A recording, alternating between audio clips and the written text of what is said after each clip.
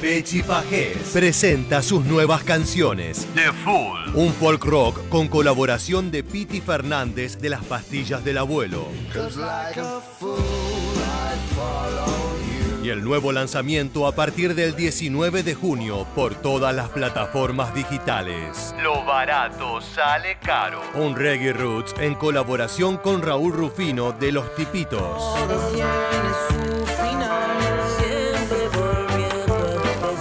Pechi Pajés. Pechi Pajés. Búscalo. Uno más de tus sentidos.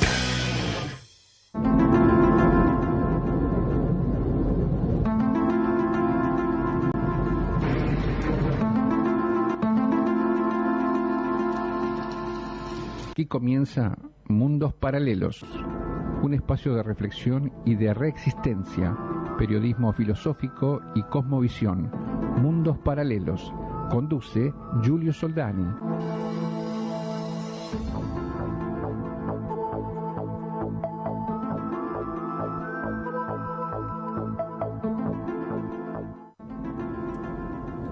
Hola a todos, buenas tardes. Una tarde de frío en Buenos Aires, esperando incluso nevar. Así que hagamos una colecta. Julio, ¿cómo estás? Aquí te habla Arturo Avellaneda. Muy buenas noches, Arturo. Qué bien que por suerte nos vemos de vuelta acá en Mundos Paralelos.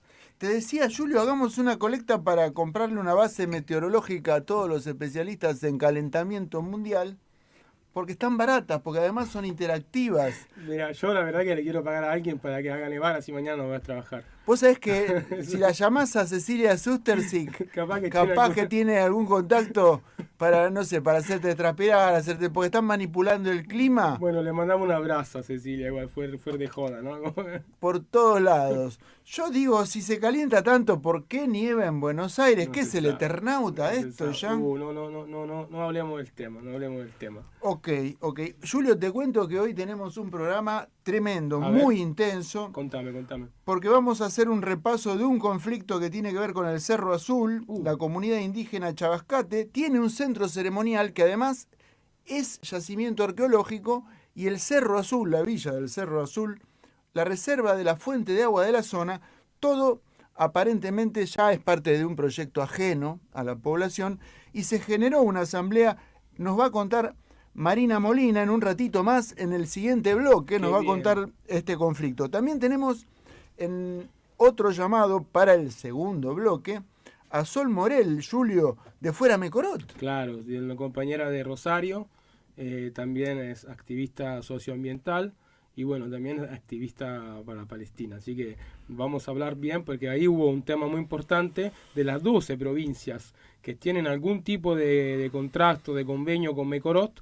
En 8 de estas 12 provincias se presentó una propuesta de rescindir el contrato con Mecorot. Así que nos vas a contar un poco este tema y también hacer un repaso de lo que es Mecorot, cómo se mueve, ¿no? etcétera, porque los gobiernos, como transversalmente se movieron siempre en favor de Mecorot, por no decir en favor de Israel, pero bueno, eso va a ser un tema muy contundente, muy controvertido y importante para escuchar. Y clave para interpretar la privatización del agua. Claramente. Por último, en la segunda hora tenemos a Sebastián Salgado, nada menos que al corresponsal de Hispan TV, la televisión pública de Irán, que nos va a hablar acerca del desenlace de este conflicto que tiene al mundo preocupadísimo en un intercambio de declaraciones de guerra y misilazos que todavía a esta hora continúa absolutamente activo. Han entrado en combate sin un desafío previo de la República de Irán, nada menos que las Fuerzas Armadas de Israel y de los Estados Unidos, como bien lo sabe todo el planeta. Bueno, esto es importante. Sebastián Salgado también es director de Data Urgente, que es su medio, y vamos a ver cómo los dos temas se van entrelazando hoy en realidad, porque estamos frente también a una sionistización de lo que es Argentina y de lo que es el Puelmapo, o sea, la Patagonia. Por eso vamos a ver cómo estos dos temas de la hidropolítica de Israel trasladada a la Patagonia también tiene que ver con todo lo que está pasando y con la postura de Milei, ¿no? De regalar la Patagonia a los sionistas. Milei quiere realmente declarar la guerra a Irán, quiere compartir la fortuna del azar de este enfrentamiento bélico con sus amigos, los sionistas, y comprometer a la República Argentina incluso enviar armamento y efectivos a un conflicto desconocido para nosotros, que además tiene como aliados a nuestros enemigos tradicionales, nada menos que la OTAN. Exactamente. Que está ocupando el territorio marítimo de la República Argentina, alrededor de las Islas Malvinas, concesionando explotaciones petroleras y pesqueras en nuestro territorio. Bueno, Arturo, el vaciamiento de lo que se llama Patagonia, inclusive y sobre todo Tierra del Fuego en este momento, sobre todo, son realmente la marca de este proyecto de sionistizar ese territorio. ¿Sí? Así que eso, los desalojos de las comunidades mapuche también, y bueno, estos son todos síntomas de un fenómeno muy, muy preocupante. Pero vamos a hablar con Marina Molina, ¿no? Bueno, tenemos en línea a Marina Molina. Marina, ¿estás ahí? Arturo Avellaneda y Julio Soldani te saludan de Mundos Paralelos. Hola, sí, acá estamos con Mariela, un tipo buenísimo, muchas gracias por la invite y la difusión acá de la problemática que estamos viviendo. Bueno, hemos tomado contacto contigo a través de los compañeros de lucha de Córdoba, porque nos preocupa sobre todo el respeto a los territorios ancestrales y al patrimonio cultural que implican los yacimientos arqueológicos, los sitios ceremoniales, los puntos sagrados, donde aún pervive nuestra cultura nativa. Por eso te llamamos, Marina, nos preocupa muchísimo la situación del Cerro Azul. ¿Nos querés contar qué es lo que está pasando allí en Córdoba? Dale, buenísimo. Mira, contarte ahí como en un contexto general de lo que es Córdoba, es un lugar bastante antiguo, digamos, porque hay precedentes de restos óseos de ancestros que han salido de 12.000 años, más o menos, en esta parte de lo que es el corredor de las Sierras Chicas. Igualmente en Córdoba existen más de 47 sitios que ya están registrados, algunos por la Agencia Córdoba Cultura y otros no, pero bueno, todo esto a lo largo y ancho de lo que es la provincia de Córdoba. Algunos ya han sido intervenidos por distintas obras y otros todavía no. Entonces, lo que nosotros tenemos como esta precaución, porque al seguir de alguna forma destruyendo estos sitios para lo que el Estado llama progreso, en pos del progreso, para nosotros, digamos, es grave porque, bueno, se está avasallando nuestros sitios sagrados y todos los derechos adquiridos con respecto a los derechos colectivos de los pueblos originarios.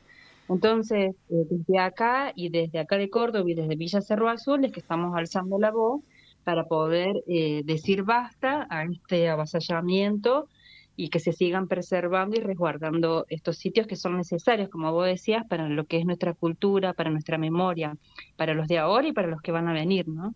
Tengo grandes amigos ahí en la zona de las Sierras Chicas, haciendo grandes esfuerzos para recobrar aquellas tradiciones ceremoniales que tienen que ver con nuestra cultura, con nuestros pueblos originarios. Por eso me preocupa mucho. Estamos hablando de las fuentes del río Chabascate, estamos hablando del Cerro Azul, y ¿qué implicancia tiene eso actualmente? ¿Vos notás que hay indiferencia en la gobernación acerca del rescate de nuestras culturas? Me parece que más que indiferencia por ahí lo que hay es un poco de desconocimiento con respecto a los derechos que nosotros hemos adquirido como pueblos indígenas originarios a nivel colectivo, que eso no se enseña, digamos, ni en las facultades, ni en las universidades, y incluso en el Poder Judicial de la provincia de Córdoba, si bien hay como un área, ni los jueces ni los abogados tienen mucho conocimiento con respecto a estos derechos, que son colectivos y que tienen que ver, como decíamos recién, con la preservación, el resguardo de nuestra cultura. Y esa ignorancia a veces es lo que lleva a cometer errores que son gravísimos, digamos, para nosotros, pero quizás para el resto de la ciudadanía no es tan grave. Entonces, lo que nosotros estamos solicitando es que haya difusión con respecto a nuestra cultura y a estos derechos. Ya habíamos presentado en la comuna 3 veces un proyecto que nosotros estamos haciendo desde la Cooperativa Indígena Chañar con con una cartilla que sacó el Poder Judicial el anteaño pasado, una cartilla sobre los derechos de los pueblos, de los sectores más vulnerables, entre estos los pueblos originarios.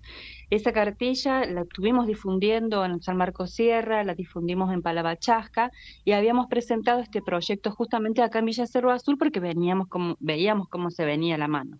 Entonces, quizás ahí ya no es tanto como una cuestión de ignorancia y de desconocimiento, sino también un poco de indiferencia y quizás otros intereses que se superponen con los nuestros, ¿no? Claramente. ¿Cómo estás, Marina? Julio Soldani te saluda. Quería consultarte sobre justamente este aspecto que vos acabas de nombrar, ¿no? Que son cosas que son tan importantes para las comunidades de los pueblos originarios y por ahí por los demás ciudadanos no. ¿Puedes explicarnos un poco más por qué la razón, ¿no? de todo esto? Y bueno, porque digamos todo lo que es Aviala, desde México hasta Tierra del Fuego, es territorio indígena, o sea, casi todo el mundo, digamos, en todos lados, de este lado y del otro lado del mar, hay territorios indígenas. ¿Qué significa eso? Para nosotros significa una conexión en armonía con la tierra, con el ambiente, con el aire, con el agua, con el viento y con la lluvia. Y eso a veces va en contra, digamos, de los intereses que los estados plantean como progreso, en esto que ya sabemos que hay una manipulación del ambiente, que ya hay una manipulación del agua, que hay una manipulación de todo lo que ellos llaman recurso, pero para nosotros son fuerzas naturales que van más allá de nuestro intento de manipularlas. Entonces, todo esto tiene unas consecuencias a corto o a largo plazo, como ya las estamos viendo, digamos, estos cambios climáticos que de repente hace un calor tremendo y después nieva. Entonces, estos son mensajes que de alguna forma la Pachamama nos está diciendo y nos está transmitiendo. El problema es que no nosotros, quizás los más pobres, los que estamos más abajo de todo este desarrollo social y sistemático, sino quienes tienen el poder de poder dentro de las políticas públicas, decidir con respecto a estas cosas, no lo hacen porque sus intereses son otros, que es el poder en pos de este progreso y a costilla de la humanidad. Entonces, como grave todo esto que está sucediendo. Y creo del río Chabas, ancestros que han salido ahí hace poco, y la cantidad de ancestros que han salido, lo que estamos pidiendo es esto, un volver a la naturaleza, un volver a la armonía y en equilibrio con lo que es la... Marina, te interrumpo brevemente porque lo último no se escuchó adecuadamente por una interferencia en el enlace telefónico. Te quería pedir puntualmente, sé que han estado tratando de recolectar adhesión por algún método, ¿cómo podemos prestar adhesión, firmas, visitar el sitio, informarnos mejor, participar de la asamblea? Si por favor nos podés ilustrar acerca de eso. Dale, mira, ahí algunos de los vecinos, lo bueno en esta convocatoria, digamos que a pesar de que la comuna no ha querido difundir el sitio en sí, la problemática y los derechos de los pueblos originarios, este conflicto ha hecho que muchos vecinos se interesaran, los cuales uno de ellos, que acá estoy con ella, que es Mariela, ella creó una página de Change, donde ahí se puede firmar virtualmente. Y después, bueno, otros vecinos han hecho un drive donde también está toda la información y la estamos difundiendo a través del chain para que quiera e incluso bueno, hay mucha información porque hay informes técnicos desde la Agencia de Córdoba Cultura, desde el Museo de Antropología, de la Universidad Nacional de Córdoba. O sea, tenemos muchísimas herramientas y sobre todo muchísimas leyes que conservan todo esto, tanto nacionales como provinciales y nacionales. Marina, Entonces, ¿cómo se llama el Change? Repetime, así por favor lo puedo difundir y la gente puede suscribirse firmando la adhesión.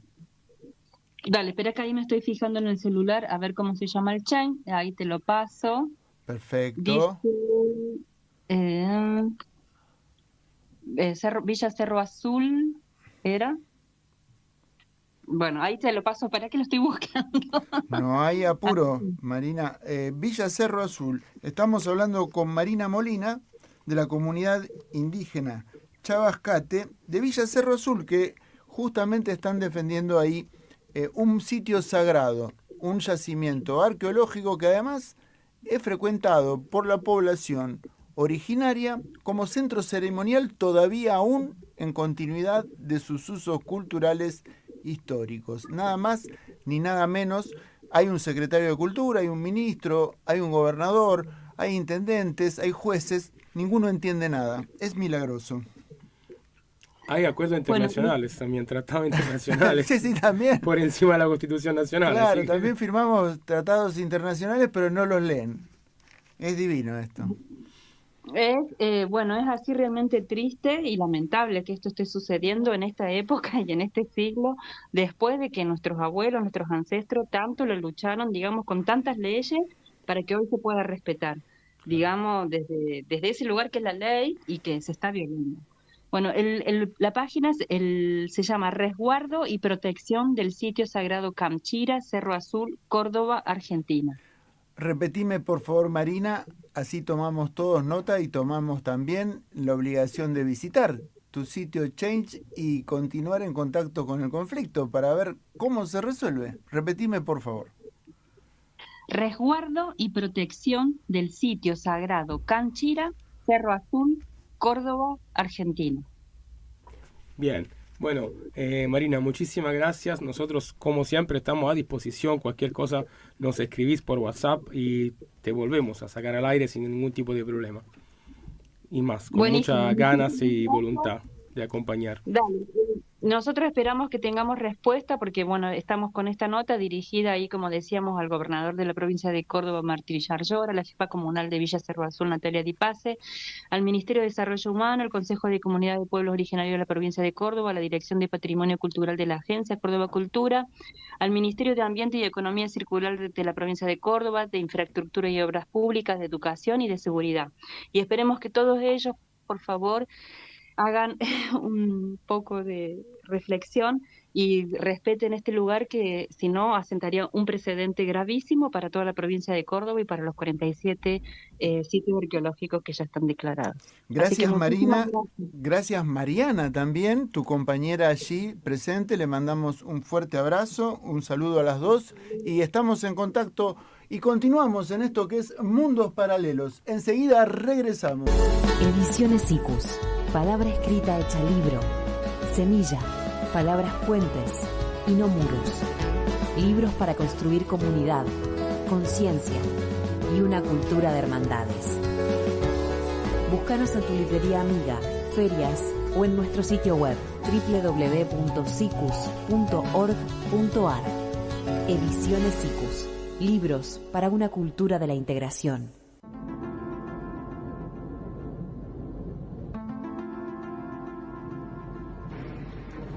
Y regresamos Paralelos por FM La Boca, como todos los lunes a las 20 horas, con la conducción de Julio Soldani y quien les habla, Arturo Avellaneda.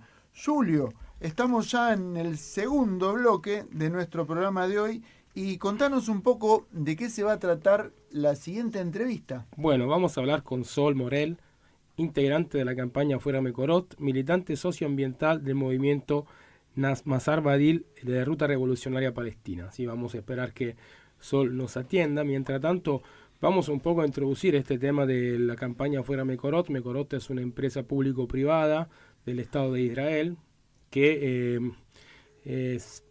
tiene una preexistencia al Estado de Israel mismo, porque ha sido pensada antes de la fundación del Estado como para garantizar el agua a los futuros colonos, ¿no?, de este proyecto sionista y reducirla, por ende, a la población nativa palestina, ¿no? Bien, eso es un poco el tema. Varias provincias hicieron acuerdos de diferentes entidades, más o menos secreto, con esta empresa, y van a empezar a gestionar uno de los grandísimos tesoros de nuestro país, que es el agua dulce, ¿no? Todo esto, Arturo, hay que pensarlo en un marco del extractivismo, donde tenemos subsidiada el agua por millones y millones de litros de agua pura a empresas como petroleras, mineras, etcétera, ¿no? Siendo que nuestro derecho civil descubre ahora estos intereses ajenos a nuestra legislación y los gobernadores desconocen la naturaleza de bien de dominio público de las aguas según nuestra legislación. Por eso se ha motivado una presentación, un amparo, y nos gustaría escucharla a Sol Morel, si te parece, Julio. Claro, Sol, ¿cómo estás? Buenas noches, gracias por venir a Mundos Paralelos. Hola, ¿qué tal? Buenas noches, un gusto estar con ustedes. Bien, Sol, nosotros ya te queríamos preguntar un poco para que la audiencia entienda. Yo hice una microintroducción, pero nos gustaría escucharlo de vos también. ¿Qué es Mekorot y por qué vino a la Argentina? Bueno, Mekorot es la empresa estatal de agua israelí. Bueno, no sé si pudieron historizar, pero la verdad que Mekorot es una herramienta fundamental de lo que es la colonización sionista en territorio palestino. Tal es así que la empresa fue creada incluso antes de que se formara el Estado de Israel, ¿sí? Desde entonces, desde allá que fue creada en 1937 hasta el momento, como decía, fue una pieza clave a la hora de robar un recurso fundamental como es el agua en el territorio palestino, y ha sido una de las armas de colonización por parte del régimen colonial sionista en Palestina. En estos momentos es justamente una de las claves del genocidio en Gaza, que ya que decimos que la gente es asesinada no solamente a través de las armas, de los bombardeos, sino también es utilizada el hambre y la sed también como arma de guerra. Y en este sentido, Mekorot cumple un rol fundamental. Así también, y de esto no se habla tanto, es el rol que ocupa en Cisjordania, ¿sí? Donde, lejos de lo que el imaginario piensa que es un territorio desértico, donde no prospera la agricultura, hay zonas que son extremadamente fértiles, con acuíferos, con manantiales, que han sido robados a los palestinos, que al día de hoy no pueden acceder a esos lugares para obtener el agua propia, sino que esos cursos de agua son desviados por esta empresa para, en primer lugar, brindarle agua a sus propios colonos, y en segundo lugar, para poder controlar y llevar adelante el apartheid en Palestina, concretamente en Cisjordania, ¿sí? Porque quien controla el agua, por supuesto, controla la población, y además de que esa misma agua se la venden a los palestinos a precios muy superiores de lo que se lo venden a la población colona israelí. Sí, bueno, esa empresa, que incluso es conocida por desviar cursos de agua importantes, como ha sido el río Jordán, es la que ha llegado finalmente y se ha instalado en Argentina en el año 2022. Digo finalmente porque hay antecedentes de convenios entre Mekorot y Argentina. Uno de los más famosos fue en el 2011, cuando intentaron un convenio en Buenos Aires durante el gobierno de Daniel Scioli, que no prosperó o fue rescindido finalmente debido a la presión popular, ¿sí? Justamente por todas las denuncias que se venían haciendo. En el año 2022, en el entonces ministro del Interior, Guado de Pedro, recordemos que esto fue también durante el gobierno de Alberto Fernández, también en el marco de los viajes a Israel, donde se concretaron varios acuerdos, uno de los cuales fue esto.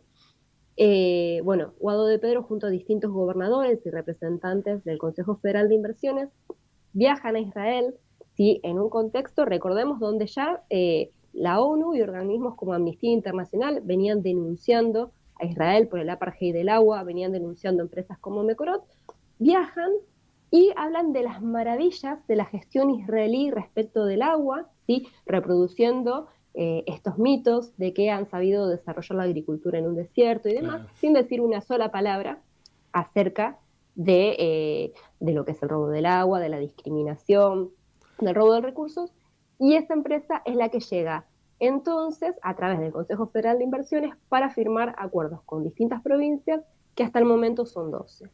Bien, se ve que estaban un poco acostumbrados, porque después que Cristina le abrió la puerta a Chevron, ya para hacer el fracking en Neuquén, ya digamos que sacrificar el agua ya era una política, digamos, bastante común para los gobiernos de este país. Así es. Pero bueno, vamos, Sol, me parece muy claro, Arturo, ¿no? Todo el panorama que tenemos. El escenario de conflicto internacional hace también a la condición subjetiva del contratante. Para tener un contrato en la Ley de Contrataciones Públicas de la República Argentina tenés que tener condiciones morales también. Y sin embargo, parece que la imputación de delitos de derechos humanos, de violaciones básicas a tratados de derechos humanos sobre la población palestina, ha sido ignorada, dejada sin efecto por las autoridades. ¿Se podría entonces hacer alguna presentación para pedir la nulidad de estos contratos? Te pregunto. Por supuesto que sí. De hecho, existen antecedentes en distintos países como Holanda y Portugal que han rescindido sus contratos justamente por estas denuncias internacionales. Nosotros siempre recalcamos que además de las instancias institucionales del derecho internacional, también siempre intentamos escuchar la voz legítima del pueblo palestino, aunque muchas veces no se ha tenido en cuenta, que es quien primero denuncia el robo de su recurso. Pero sí, debido a estos informes internacionales, varios países han rescindido sus contratos y de hecho, si bien con los distintos cambios, con el cambio de gobierno en Argentina, no solamente esto no ha cambiado, sino que la relación con el régimen genocida se ha profundizado. Sin embargo, desde las organizaciones sociales, ambientales, de derechos humanos y en apoyo a Palestina, que conformamos la campaña Fuera de Mekorot, estamos impulsando justamente la presentación de notas en distintas provincias y las firmas de petitorios con varios de estos puntos. Uno tiene que ver con la rescisión de los contratos en caso de que aún continúen, y digo en caso de que aún continúen porque lo cierto es que la información es muy escasa. Como ustedes decían al principio, los convenios han sido prácticamente secretos, firmados a espaldas del pueblo, sin consulta previa, ni nada que se le parezca. De hecho, de los 12 convenios, se ha tenido acceso formalmente a muy pocos y a un solo contrato con Mekorot, ¿sí? Sin embargo, justamente, como decía, se presentaron notas en varias de las provincias, pidiendo, por un lado, la rescisión de los convenios, por otro lado, justamente entendiendo lo que es Mekorot respecto de Israel y este panorama imperialista y genocida, la suspensión de relaciones, tanto comerciales como militares como diplomáticas con Israel. Exigimos la ruptura de relaciones directamente con Israel y también pidiendo el cese al fuego y el fin del genocidio en Gaza. Y por otro lado, respecto de lo que tiene que ver, si se quiere más estrictamente, con el agua como bien común, pidiendo también que se tenga en cuenta a las organizaciones ambientales y sobre todo a los pueblos nativos a la hora de tomar decisiones sobre algo tan fundamental como el agua. Porque aquí entra la otra cuestión respecto de Mekorot, que es el para qué ha venido, por qué se contrata a una empresa extranjera, cuando si la inquietud es cómo resolver planes maestros hídricos para resolver las necesidades del pueblo. Bueno, sin duda en nuestro país contamos con equipos técnicos, instituciones que dependen de universidades o del Estado que tranquilamente podrían hacer ese trabajo y no pagarle cifras millonarias a una empresa extranjera, además bajo condiciones que atentan directamente con nuestra capacidad de decisión como país. Te interrumpo un segundo. ¿A qué nivel de privatización del agua llegaría el hecho de que Mekorot se adueñe o entre directamente en la gestión de las aguas de varias de las provincias argentinas? Bien, es muy interesante la pregunta porque en realidad la incidencia de Mekorot no es directa. En principio, Mekorot no viene, digamos, a llevarse el agua, sino que en lo que se muestra bajo estos convenios es que viene a asesorar, ¿sí? Para que otras empresas lleven adelante los planes maestros hídricos en principio de las provincias. Ahora, de esto se desprenden varias cuestiones. En primer lugar, es cuál es el objetivo de esos planes maestros hídricos. Y si analizamos cuáles son las provincias implicadas que han firmado los convenios y cuáles son serían los ejes económicos de esas provincias, bueno, están directamente ligadas al extractivismo, ¿sí? Principalmente a la megaminería y en casos como el de Santa Fe, al agronegocio. Esto por un lado. Sí, te escuchamos, te seguimos escuchando. Bien, perdón, pero estoy atravesando una gripe importante, perdón si no se me escucha bien. Se te escucha perfectamente, Sol, dale. Bárbaro. No, entonces como les decía, bueno, justamente lo que viene a hacer Mekorot, por un lado, es a servir si se quiere, como nexo para la profundización extractivista.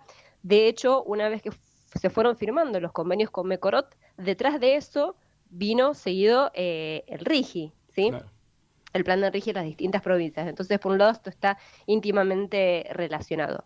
Y por otro lado, viene a cumplir otra función que no necesariamente la va a resolver Mecorot, pero sí también es una herramienta importante en este sentido, que sí tiene que ver con la idea de mercantilizar y privatizar el agua, ¿sí? En estos territorios se ha luchado mucho por considerar al agua como un derecho humano, ¿sí?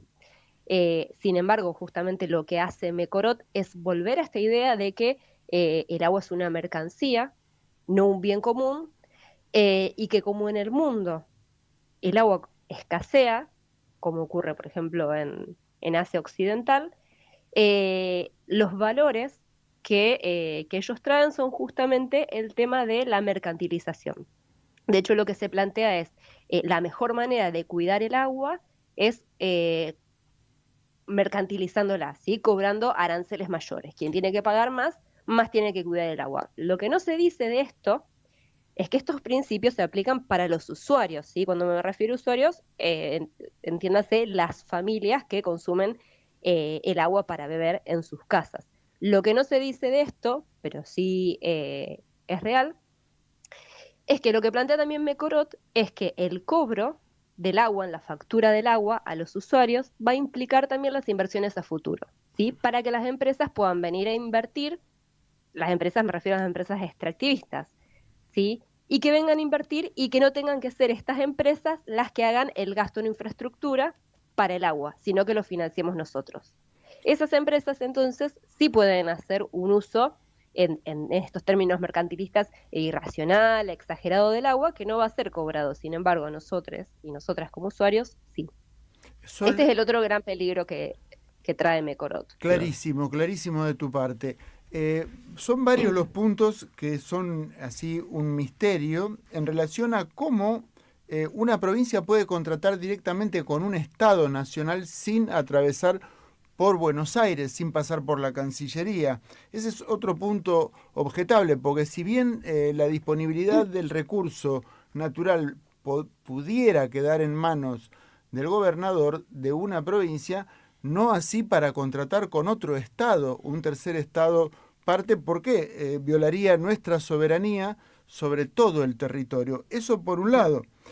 Por otro lado, me gustaría conocer cuáles son las razones técnicas que pudiera invocar Mecorot, siendo que Argentina ha sido precursora del buen manejo hídrico y hemos tenido pioneras represas y sistemas de riego que han resuelto todas nuestras necesidades de agua, siendo que el agua fue siempre pública. Realmente ninguna necesidad de someterse a un Estado desconocido, ninguna transparencia vemos en la contratación, pero sí vemos a cierto tipo de personaje político que da vueltas por los intereses de nuestros bienes comunes. La megaminería, el fracking, allí se lo mencionó a Daniel Scioli, que ahora ya no pertenece más al partido con el que se consagró, gobernador, nada menos, y vicepresidente en otra oportunidad,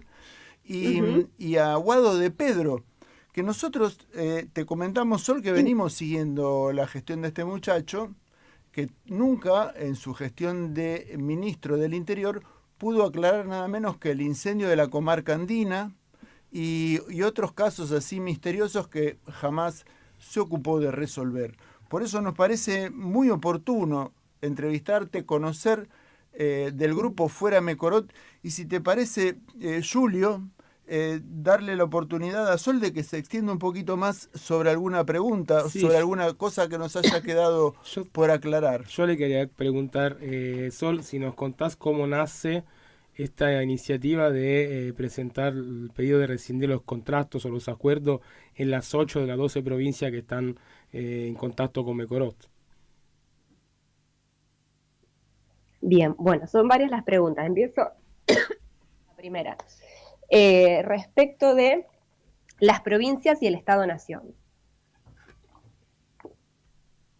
Bien, decir en primer lugar que que el Estado argentino ha sido muy inteligente en este aspecto, porque estos convenios entre las provincias no lo hacen las provincias directamente con Mecorot, ¿no? Sino que en primer lugar fue gracias a ese viaje que se realiza en calidad de gobierno nacional a Israel, ¿sí? Y donde funciona como nexo el Consejo Federal de Inversiones. Después, una vez firmados esos convenios, se le da la potestad a cada provincia de que decida cómo llevar adelante los planes maestros de agua, y es por eso que algunas provincias han firmado, otras no, o lo han ido haciendo paulatinamente. Lo cual también habilita de que ambas partes también se desliguen de responsabilidad, ¿sí? Porque también al quedar ligados a las provincias, uno a veces olvida que quien estaba detrás de todo esto, era el Estado Nacional en sus relaciones con Israel, ¿sí? Porque estos acuerdos existen, y las relaciones, además, como siempre decimos, son de larga data, y no solamente en materia hídrica o extractivista, sino también en materia militar, y esto creo que es la otra pata fundamental ahora a la hora de entender las relaciones entre Argentina e Israel. Entonces, en ese sentido, nosotros decimos que no queremos, con estos convenios, financiar a un Estado genocida, que es el mismo que vende armas para reprimir a nuestros pueblos, ¿sí? Respecto de estos convenios, también quería, de la poca información que hemos obtenido, especialmente de la contratación directa en Río Negro, que fue el único contrato que se obtuvo, algunas de las cuestiones más alarmantes son, en primer lugar, la cantidad de dinero que se le otorga a esta empresa, ¿sí? Mecorot, para que se den una idea, recibe casi $1.460.000 por las tareas realizadas solo en la provincia de Río Negro en el plazo previsto. En el caso de que eso se extienda, por supuesto que se le va a pagar, por más que sea Mecorot la que no cumple con los tiempos, el Estado provincial le pagará muchísimo más dinero. Por otro lado, cuando decimos que son contratos secretos, nos referimos a que está escrito que se prohíbe todo tipo de publicidad del contrato, y que la empresa se queda además con la propiedad intelectual de lo producido, ¿sí? Salvo los informes y la información estricta que le pide la provincia. El resto de información sobre un bien fundamental, digo, no solo para la Argentina, sino en términos mundiales, le queda a Mecorot. Y otro de los puntos también más controversiales y más importantes, si se quiere, es que el contrato se rige según leyes de Inglaterra, ¿sí? Y en caso de que haya un conflicto entre las partes, esto se somete al arbitraje de Inglaterra. Con lo cual, que queda bien cerca de los intereses financieros, ¿no? Digamos, no se mueve de ahí, digamos.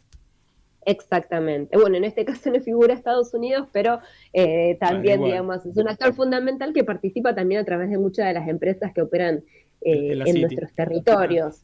Exactamente. Bueno, y respecto de la pregunta que hacías de cómo surgía estos intentos de estas notas que se han presentado, bueno, es parte de la labor que se viene haciendo hace mucho tiempo, desde la campaña Fuera Mecorot, que en un comienzo lo que intentó fue justamente romper el bloqueo de información que había. Recordemos que casi nadie sabía que se habían firmado convenios con Mecorot que afectaban el uso de nuestra agua, y que era realmente muy oculto también por los grandes medios de comunicación. Entonces, en un primer lugar, la tarea fue informativa. En segundo lugar, fue el pedido de informes a nivel nacional, en el Congreso argentino, las distintas provincias, y que fue acompañado de una lucha callejera bastante importante. De hecho, fue esa presión popular y de las organizaciones la que logró obtener alguno de esos contratos. Y también, como yo siempre digo, que la campaña Fuera Mecorot, como parte también de la campaña más grande de lo que es el BDS, el intento de boicot, desinversión y sanción contra Israel, ha logrado también articular muchas de las luchas que veníamos hermanadas desde hace mucho tiempo, que tienen que ver con las distintas luchas socioambientales, en defensa del territorio, en defensa de los bienes comunes, y también las luchas solidarias e internacionalistas en solidaridad con el pueblo palestino. Claro. Y en ese sentido, justamente, es que se empezaron a unir todos estos puntos, Y dijimos, bueno, hubo un cambio de gobierno que no solo no revierte esto, sino que nos está endeudando más, nos está saqueando más, profundiza las relaciones con un régimen genocida como es Israel, y muchas veces cuando estas políticas son más descarnadas, si se quiere, más abiertas y más crudas, pareciera que la batalla está perdida y que pareciera que nada se puede hacer. Y bueno, justamente nosotros sostenemos lo contrario, no, creemos que no hay que naturalizar esto y que justamente con más fuerza tenemos que salir, por un lado, a exigir algo tan puntual como que se terminen esos contratos por todas las cosas que he argumentado anteriormente, pero también en todo lo que tiene que ver con las vinculaciones entre nuestro Estado e Israel. Por eso también se exige el fin del genocidio, porque entendemos que Argentina no debe ser parte de esto, y en tanto de que haya silencio existe una complicidad, siempre hablando en términos estatales y gubernamentales, porque desde los pueblos creo que han sido más que claras las pruebas de solidaridad y de apoyo a un pueblo que resiste hace más de 7 décadas. Entonces, por eso también se han incluido estos puntos que incluyen también la ruptura de relaciones. También por otra cuestión que es fundamental, que entendemos que Israel, si bien es una potencia militar, no podría sostener los crímenes que lleva adelante, no podría sostener el proceso de limpieza étnica, ni la colonización, si no fuera por el apoyo, en primer lugar, de su jefe imperialista, que es Estados Unidos, ni tampoco principalmente de la Unión Europea, ¿sí? Que lo sostiene y lo financia, porque también tiene intereses en esa región. Sí, entonces, claro, lo dijo Merz claramente el otro día, ¿no? Como Israel está haciendo el trabajo sucio para la Unión Europea, así que más claro eso no existe, creo. Y sobre todo por los intereses que hay también en términos de bienes comunes en esa región. No en vano Estados Unidos tiene la cantidad de bases militares que tiene en Medio Oriente, donde hay el petróleo y el gas es fundamental. En nuestros territorios, quizás a través de las leyes, también han permitido que ni siquiera tengamos que llegar a una guerra, porque nuestros bienes comunes son saqueados sistemáticamente año a año sin que haya una resistencia desde los gobiernos. Siempre insisto en diferenciar esto, porque creo que nos sobran ejemplos de luchas y de resistencias en defensa del territorio desde las comunidades. Sol, por favor, lo que te pregunto, ¿cómo hacemos para tomar más contacto, un mejor contacto con Fuera Mekorot? ¿Tenés redes, tenés páginas, tenés elementos de comunicación disponibles ahora que podamos visitar? Sí, está tanto el Instagram como por Facebook, que son ambos Fuera Mekorot. Y en el caso, hay en los distintos territorios, la campaña, como decía antes, está conformada por distintas asambleas sociales, ambientales, por Palestina y demás. De hecho, por ejemplo, yo pertenezco a la ciudad de Rosario. En su momento, a través de distintas asambleas ambientales, hemos tomado la campaña. Ahora, en estos momentos, lo que existe en Rosario es, por ejemplo, una asamblea de acción por Palestina. Y desde ahí algunos compañeros hemos tomado, por ejemplo, la junta de firmas con estos puntos que mencionaba y demás. Entonces, a lo que voy es, se pueden contactar con la campaña, pero sobre todo es importante la organización desde los territorios, sumándose a los espacios que existen y en caso de que no existan, empezando a crearlos. Y en lo concreto, en lo que tiene que ver con los petitorios o con el material de la campaña, nos pueden escribir, enviar un mensaje a ambas redes, principalmente al Instagram, y ahí les podemos enviar tanto los petitorios como el material que venimos utilizando desde la campaña. Bien, Sol, nosotros te agradecemos muchísimo por tu tiempo, la verdad que fue muy esclarecedor todo. Yo creo que a mí me quedó todavía más claro, Arturo, y a la audiencia espero que también. Tenemos que seguir con esto porque es un eje fundamental de la lucha, como vos bien decías, va uniendo y entrelazando muchísimas cosas que hoy día necesitan como apoyarse una con la otra. Así que cuando quieras estamos a disposición, también si hay novedades o hechos contundentes que tienen que salir al aire, nosotros estamos para apoyar y difundir. Gracias, Sol Morel, muchísimas gracias, Fuera Mekorot, y a todos los compañeros de lucha que se preocupan por nuestros bienes comunes. Y continuamos en esto que es Mundos Paralelos, periodismo filosófico y cosmovisión. Chao, Sol. Hasta pronto. Muchísimas gracias a ustedes. Hasta la próxima. Un abrazo. Hasta pronto, Sol Morel, de Fuera Mecorot, quien se va, y continuamos, Lucho, con una breve tanda y enseguida regresamos.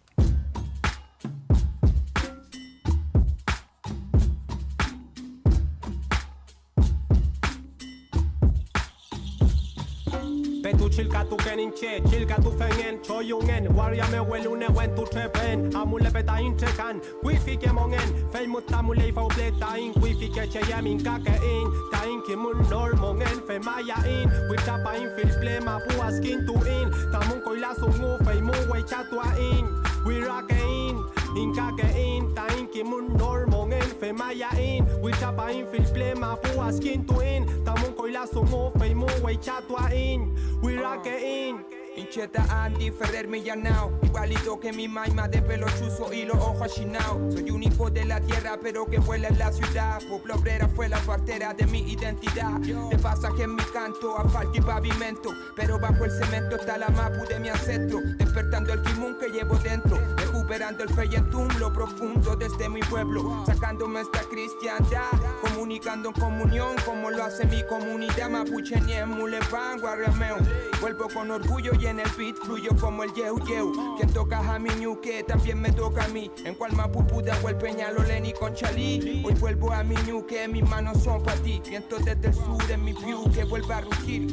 Blanco y millanao, no nos han dominado. Mapuche está en shin, wecha tu gain. Ta in kimumeo, hemos recuperado. Quiñeguahin, puche, wecha pahin. Blanco y millanao, no nos han dominado. Mapuche está en shin, wecha tu gain. Ta in kimumeo, hemos recuperado. Quiñeguahin, puche, wecha pahin. Incheta Gonzalo Luanco Castro, criado entre los botes, a mi bosque, tímido como niño de campo. Nací sordo mudo de mi mabudungun, huelu quiñepeu mal tañique un. Realidad cruda se suda, hay más cemento pero igual que se folle paico llante ni ruda me saluda.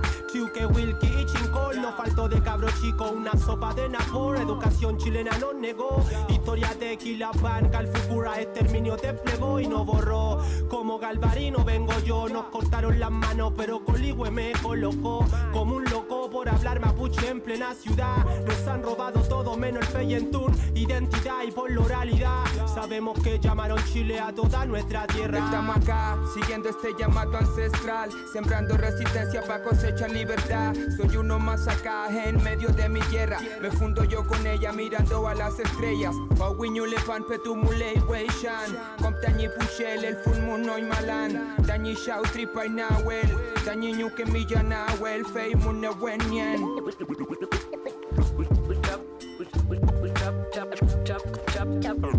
Chap rato inten wait chan hey muta chita y grima que fin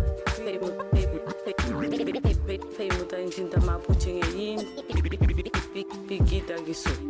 Blanco y millanao, no nos han dominado. Mapuche está en shin, wecha tu gain. Ta in kimumeo, hemos recuperado. Quiñeguahin, puche, wecha pahin. Blanco y millanao, no nos han dominado. Mapuche está en shin, wecha tu gain. Ta in kimumeo, hemos recuperado. Quiñeguahin, puche, wecha pahin. Quiñeguahin, puche, wecha pahin. Quiñeguahin, puche, wecha pahin. Quiñeguahin, puche, wecha pahin. Quiñeguahin, puche, wecha pahin. De Florencio Varela. Sábado 12 de julio, 21 horas. Nahual se presenta en Reinas Rock. Amigos invitados, La Covacha y Dos Razones. Anticipadas por Sistema Passline y en los lugares de siempre. Sábado 12 de julio. Nahual en Florencio Varela.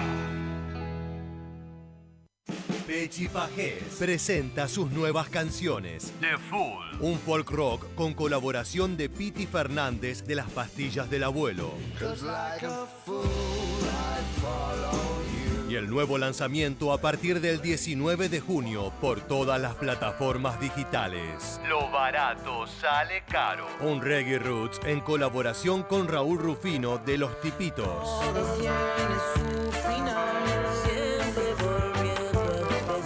Pechi Pajés. Pechi Pajés. Búscalo.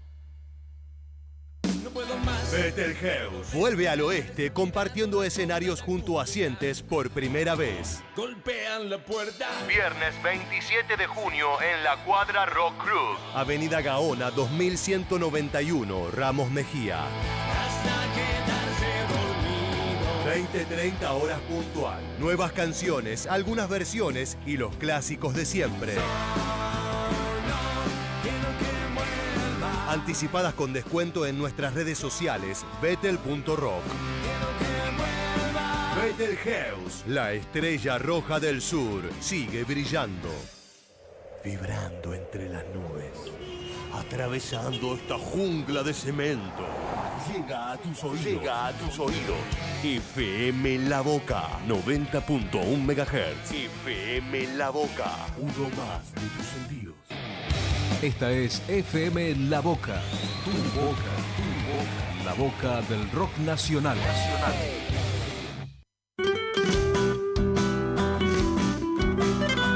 Esto está dedicado para vos, mamasa.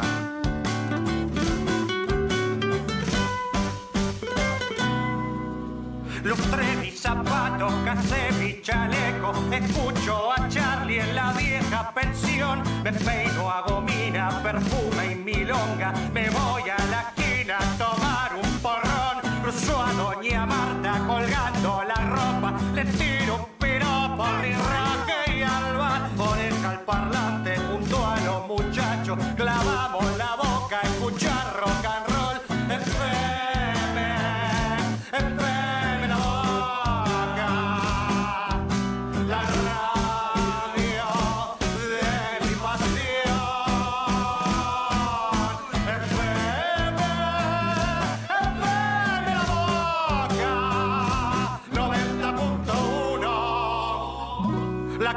del rock. Para alimentarse está la boca. Para beber también está la boca. Para besar está la boca. Para el rock nacional está FM La Boca. 90.1 La Boca. Todo rock nacional. Ediciones Sikus. Palabra escrita hecha libro. Semilla. Palabras puentes y no muros. Libros para construir comunidad, conciencia y una cultura de hermandades. Búscanos en tu librería amiga, ferias o en nuestro sitio web www.sikus.org.ar. Ediciones Sikus.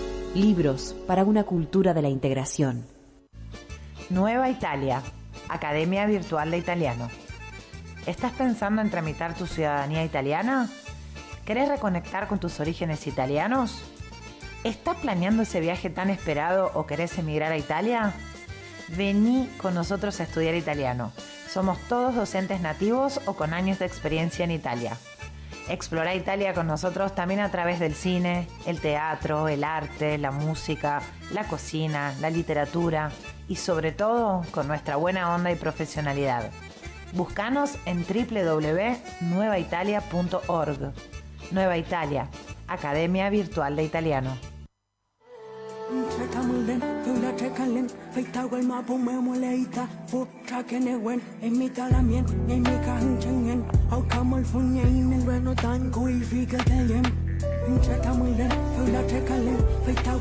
acá, entre rogativas y rogativas, con el Huetripantu encima, Julio, conmemorando el solsticio, el momento, la noche más larga del año. El año nuevo en realidad debería ser aquí en el hemisferio sur. Nuestros pueblos evocan entonces el comienzo del año calendario para sus culturas. Y nosotros también, en cierta manera, aprovechamos el tiempo para saludar, para recorrer a los amigos, para estar en los eventos. Y te cuento, vos sabés que estuve en la convocatoria que hizo justamente Convocatoria Segunda Independencia, donde estuvieron participando compañeros del País Vasco y de España, obviamente, Iñaki Gil y Concepción Cruz, junto con los compañeros también de la gremial de abogados, allí una convocatoria en ATE. tuve que irme antes de que concluyera el evento por razones de aire, de llegar a dar apertura al programa, Julio, y muy interesante puesto que la concepción compartida es clarísima. Los pueblos entienden que su despliegue, su desarrollo, el camino hacia su realización tiene que ver con su autonomía, no con la mayor dependencia a una multinacional, a un imperio colonial. Así que bueno, los abrazamos, pues son nuestros amigos, ¿sí? El evento se llamó, te lo digo, los derechos humanos en contextos fascistas. La charla debate hoy en la CTA de la calle Bartolomé Mitre al 700. Saludamos a los amigos porque ahí estuvimos y me tuve que ir antes justamente por hacer aire aquí en el programa. ¿Vos dónde anduviste, Julio? Qué interesante. Yo también, yo fui a ver, a intentar ver un documental que no pude ver porque también me tuve que ir para venir acá, que se llama Los Campos de la Muerte, que fue en la Casa Rusa de Avenida Rivadavia, ¿no? Al 4266. Sí, pleno barrio de Almagro. Exactamente. Bueno, Caballito en realidad, ¿no? No, es Almagro. Almagro, bueno.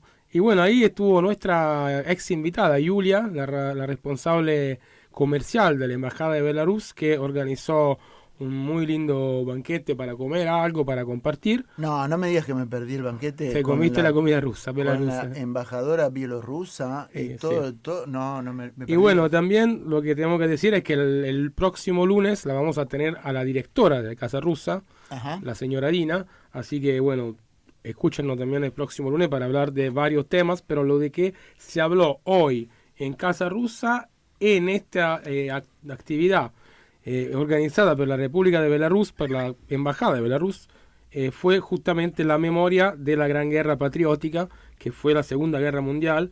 Se llamaba el evento Día de la Memoria y el Duelo.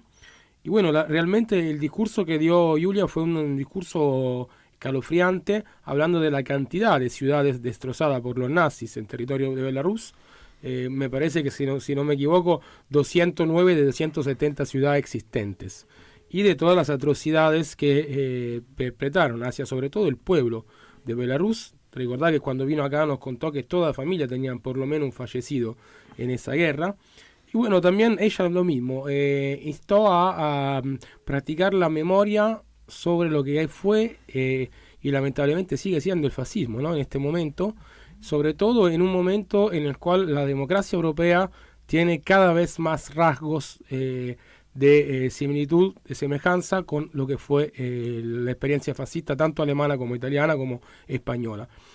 Hoy día estamos asistiendo a un gobierno europeo con una líder como ¿cómo se llama la líder?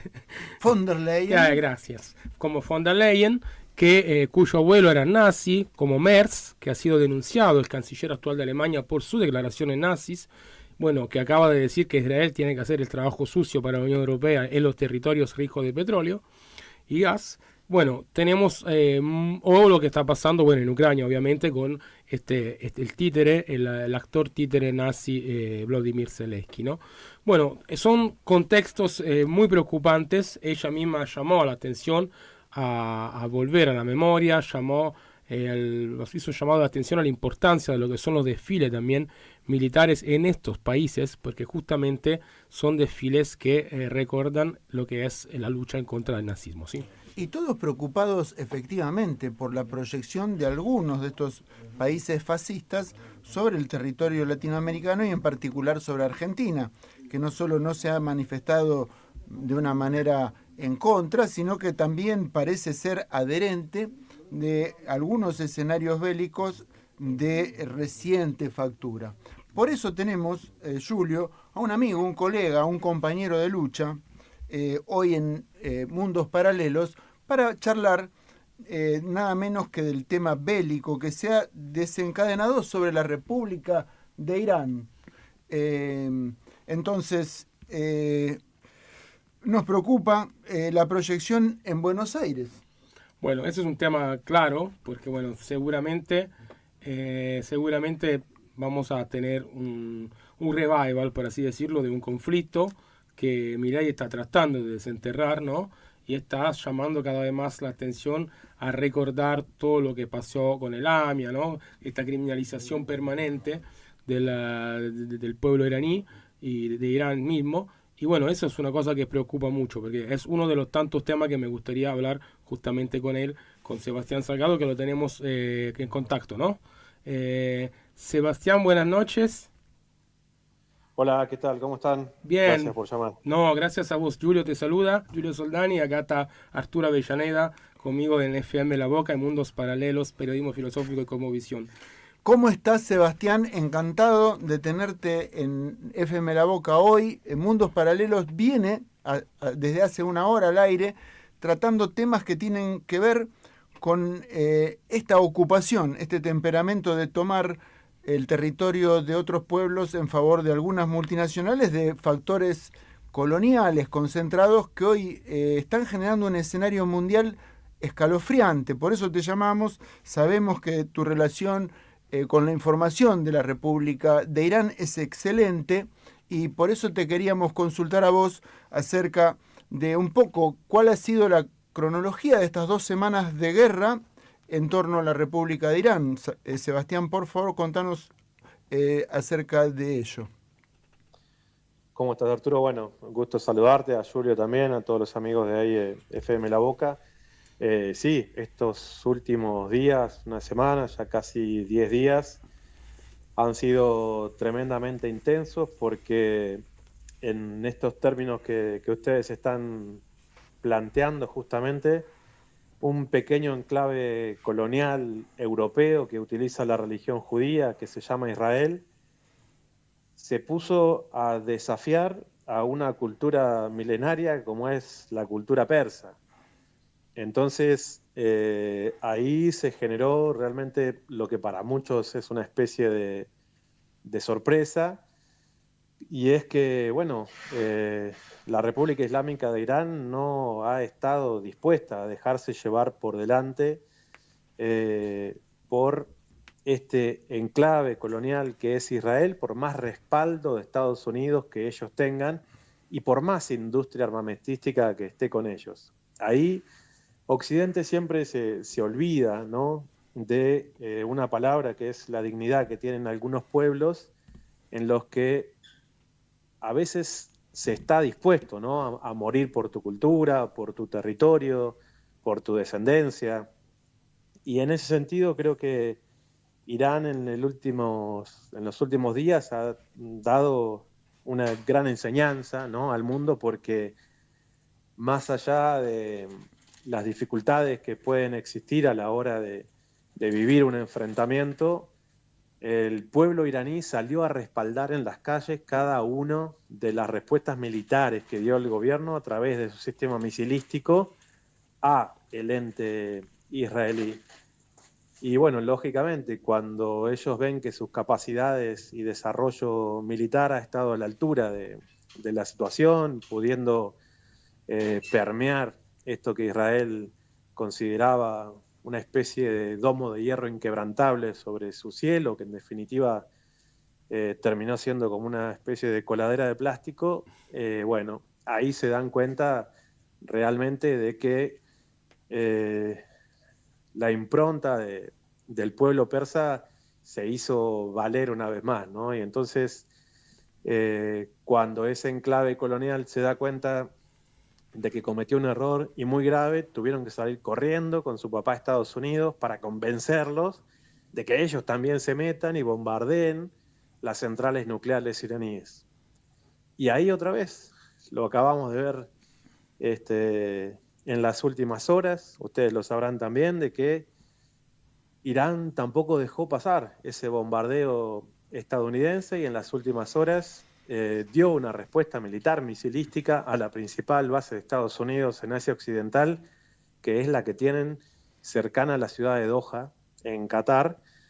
Y bueno, Trump tuvo que salir a hacer de cuenta de que no les habían hecho ningún daño, fieles a esa manera de expresar las cosas que tienen para no mostrarse perdedores o vulnerados, ¿no? Entonces, es interesante que esa resistencia que ha mostrado el pueblo palestino contra Israel de manera indefensa, porque nunca le han dejado desarrollar un ejército. Bueno, cuando se enfrentan con un país que sí tiene a su pueblo en armas organizadas, bueno, la derrota del ente israelí se hace cada vez más evidente. Sebastián, es notable que del lado occidental no hay ninguna adhesión a las medidas militares. Por el contrario, se ve la inestabilización completa, no solo de los medios de comunicación, que no les son ya ni siquiera adictos, sino que las movilizaciones populares en oposición a un belicismo, a una intervención nuevamente colonial, son notables en Occidente. Esto, vos contás que no ocurre tanto así en Irán, que hay una adhesión popular entonces a las medidas militares. Sí, porque Irán se está defendiendo, y ahí creo que hay que ser claros en este sentido. En este enfrentamiento entre Israel y Palestina hay un ocupante y un ocupado. Entre Israel e Irán hay un agresor y hay un agredido. Entonces, hay un factor moral a la hora de tener un enfrentamiento militar que es absolutamente entendible por los pueblos. Entonces, ante una situación de enfrentamiento como la de ahora entre Irán y Estados Unidos, uno ve las manifestaciones en contra de Trump en San Diego, en Nueva York y en varias otras ciudades de Estados Unidos, y en las calles de Teherán la gente saliendo a respaldar la respuesta militar. Entonces, en una es para protestar y en la otra es para respaldar. Sin duda, hay ya hoy lunes repercusiones que hacen entender que tampoco en los sectores financieros hay una conformidad. Por el contrario, habría indicadores de que se preparan para una recesión o a una crisis monetaria todavía más intensa. En los países referentes del G7 serían los más afectados por una recesión. En ese sentido, yo lo que te quería pedir que nos contaras un poco a nosotros, a la audiencia, de qué se trata el Golfo Pérsico, qué significado tiene el Estrecho de Hormuz, claro, y cuánto tiempo la situación militar se podría prolongar en detrimento del valor del barril de petróleo. Bueno, el estrecho de Hormuz es un espacio muy, muy angosto, de apenas unos 30 kilómetros de ancho, por donde pasa poco más del 20% del petróleo del mundo. Y eso, evidentemente, al ser un estrecho controlado por Irán, genera una cierta preocupación en Occidente, porque si Irán decidiera generar un tapón ahí, es muy relativamente fácil controlar un buque petrolero porque son lentos y son de carga. Esto podría llevar a un aumento en los precios del petróleo, como hemos visto en otras etapas vinculadas a lo que se conoció, por ejemplo, como la Guerra del Golfo, ¿no? Irán todavía no lo ha hecho, pero por solo mencionarlo, bueno, ya tuvo un salto el barril del Brent cercano al 15%, si no recuerdo mal. Y esto, bueno, lógicamente, porque los países ante una situación como esta tienen que salir a comprar desesperados, a estoquearse para garantizar su suministro energético hidrocarburífero. Entonces, hasta ahora no es una acción que se haya llevado adelante, pero si tenemos en cuenta que Estados Unidos bombardeó 3 centrales nucleares en las cuales ellos creían que ahí existían reactores, y que si eso hubiera sido real, pudo haber existido una fuga de radioactividad, esto hubiera generado muchísimos muertos en Irán, que es lo que me parece que deberíamos estar debatiendo, porque evidentemente desde acá hay una preocupación mayor por el precio de la nafta el próximo fin de semana, a dimensionar que lo que hizo Estados Unidos en estos últimos días pudo haber sido incluso peor a Hiroshima y Nagasaki. Claro. Sebastián, te quiero hacer una pregunta con respecto a esto justamente. Para vos, ¿cuál es el rol que tuvo la OIEA y Rafael Grossi, que es un actor argentino, en todo esto de pelote, digamos, de pelear por algo que no existe fundamentalmente? Mirá, Rafael Grossi creo que puede ser considerado prácticamente un criminal de guerra, ¿sí? Él ha utilizado a la Agencia Internacional de Energía Atómica como una manera de que Occidente justifique estas agresiones militares contra Irán que estamos viendo. Él dejó entreabierta la posibilidad de que si Irán tenía o no una bomba atómica, que tenía las centrifugadoras con uranio enriquecido del 90%, y respaldó todo ese discurso israelí que justifica las agresiones que estuvimos viendo en los últimos días. Irán, de muy buena voluntad, por lo que fue tal vez el inicio de aquel otro acuerdo que fue el G5+1, que después Trump terminó dinamitando, que no se avanzó, pero en definitiva la Agencia Internacional de Energía Atómica funge como una base de espionaje occidental al sistema nuclear iraní, ¿sí? Porque esas mismas inspecciones no se hacen en Israel. En Israel se sabe que tienen tal vez más de 100 bombas nucleares. Bueno, Jimmy Carter dijo más de 500 en realidad, antes de morir, así que... ¿Quién dijo? Jimmy Carter, antes de morir, dijo más de 500. Bueno, imagínate. Sebastián, quiero recordarle a la audiencia que 30 kilómetros es muy poco, que nosotros podemos ver toda la circulación de la Cuenca del Plata, siendo del Río de la Plata tiene 43 kilómetros de ancho en este segmento frente a Buenos Aires, así que cualquiera con un prismático puede ver pasar el 20% del petróleo del mundo, o sea que no estamos hablando de algo muy dificultoso. Prácticamente si se disparara uno de estos misiles que andan dando vueltas en este conflicto, prácticamente la capacidad de alerta sería de 3-2 segundos antes del impacto, así que no sería nada raro que lograra Irán interrumpir el flujo de ese vital elemento para la industria de Occidente, básicamente. Pero me pregunto, por un hecho de solidaridad, me gustaría conocer, en tu opinión, cómo es recibido en la región entonces y quiénes son los aliados que han expresado su solidaridad con el pueblo de Irán entonces.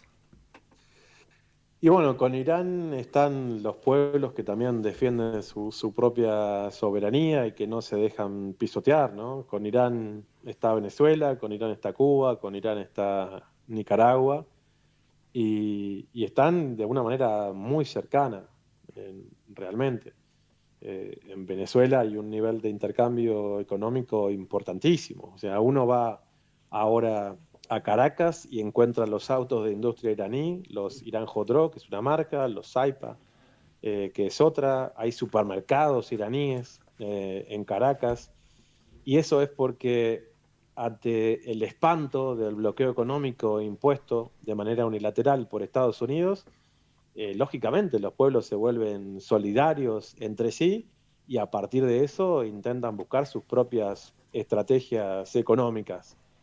Así es que, bueno, si bien nos gustaría escuchar a más mandatarios que se expresaran de manera abierta, primero condenando, ¿no?, los bombardeos unilaterales de Estados Unidos y los de Israel, por lo menos estos tres pueblos creo que han sido bastante enérgicos y contundentes en la manera de expresar su acercamiento con Irán. Vos sabés, Sebastián, que estuve leyendo un material acerca de cómo han reflotado al hijo de Reza Pahlavi. No sé si te suena el Shah de Irán, aquel personaje que fue expulsado durante la Revolución Islámica y que ahora tiene un hijo que reivindica ser presidente de la República de Irán, igual que el Guaidó de Venezuela. Así que yo creo que es tan harto evidente, tan poco digna la posición que tienen algunos países sobre este conflicto, que se cae de Maduro, diría sin hacer chistes, pero me pregunto puntualmente si estas contramedidas, estas payasadas financieras, finalmente pueden, en tu opinión, doblegar la intención de continuar con esta posición a la República de Irán. Me gustaría conocer tu opinión sobre eso. Sí, Irán también tiene enemigos internos. Eso pasa en cualquier proceso revolucionario, los tiene Cuba, los tiene Venezuela. Hay iraníes que también, o sea, trabajan en contra de este proceso popular que es la revolución. Y lamentablemente a veces trabajan de maneras muy, muy violentas. Esto que vos estás mencionando del hijo del Shah Reza Pahlavi no es algo simbólico nada más. Ellos tienen un gran financiamiento. Trabajan con un grupo terrorista que se llama los Mujahidines, el MKO, que es un grupo terrorista que articula parte de los asesinatos que Israel financia para con científicos iraníes, porque son iraníes que están dentro, pero trabajan para el exterior. Acá en Argentina también tenemos muchos de esos. Y una cosa interesante que me interesa compartirles es que ese grupo que promueve un gobierno de Irán en el exilio, que se financia desde Israel y que generan acciones terroristas, desde hace un par de semanas ya ha entrado en el Congreso argentino. Hay un grupo de diputados, sobre todo con el grupo que ellos le llaman de amistad Argentina-Israel, sobre todo el diputado Ferraro, es el que más lo ha movido, y lo que hizo es hacer un lobby para que un abanico importante de diputados, lógicamente lanzado desde la bancada del presidente Milei, de Lilia, ¿cómo se llama la chica esta? Lemoyne. El otro Milman, que también trabaja para Israel, que fue el ideólogo del intento de magnicidio contra Cristina. Todos esos traen y han estado intentando convencer para que diputados incluso de la oposición a Milei lo firmen, ante lo cual, muy lamentablemente, debo decirles que lo han conseguido. Yo no sé si es por la ignorancia de que les dicen que ese es un proceso de un gobierno de paz que tiene que llegar para Irán, no sé cuántas estupideces les han dicho, pero tengo la lista de todos los diputados que lo han firmado y en definitiva acaban de firmar una adhesión de un grupo terrorista, incluso declarado terrorista por Estados Unidos hasta el año 2012. Claro. Ellos han matado en Irán, se calcula que a más de 7.000 personas, 7.000. Y bueno, acá vienen a plantearse con esto que vos estabas diciendo, Arturo, con esta figura del hijo del Shah Reza Pahlavi para que vuelva a Irán. Por eso Trump en estos días y Netanyahu le hablan supuestamente a un pueblo de Irán que estaría en contra del gobierno revolucionario que está ahí desde 1979. Entonces, bueno, juegan mucho con la ignorancia de mucha gente y eso lamentablemente incluye a un espectro amplio de congresistas argentinos. Mucha preocupación porque justamente hay declaraciones de nuestra Cancillería, del presidente en particular, de simpatía a los procesos bélicos que tienen que ver con un desplazamiento, un probable desplazamiento de tropas o de una actividad naval preparatoria de un enfrentamiento de Argentina contra Irán, lo cual a todo el mundo, a todo al arco de opinión político y periodístico le pareció descabellado, pero no es descabellado, puesto que lo ha dicho nada menos que el primer mandatario de Argentina. Sebastián, el alineamiento de Israel por parte de Argentina ya lo tenemos en el gobierno anterior con el ingreso de Mekorot, básicamente, que es una empresa público-privada, insertada por Guado de Pedro. Estuvimos hablando en la hora precedente de todo este tema. Y realmente también lo que está pasando con lo que son las tierras en la Patagonia es algo muy preocupante, ¿no? Sí, bueno, no es que Milei tenga un acercamiento al gobierno de Netanyahu o al gobierno israelí. Milei es una creación sionista para Argentina. ¿Sí? Esto es, de hecho, bastante claro. Sus principales financistas pertenecen a la secta judía Chabad Lubavitch, el señor Elstein, que financió toda su campaña, que por eso, a medida de él, le dieron esta cosa que es el RIGI, para que las corporaciones extranjeras se lleven toda la riqueza de Argentina sin necesidad de hacer una guerra. Hay países en los que hay que hacer una guerra para poder robarle sus recursos. En Argentina se las entregan.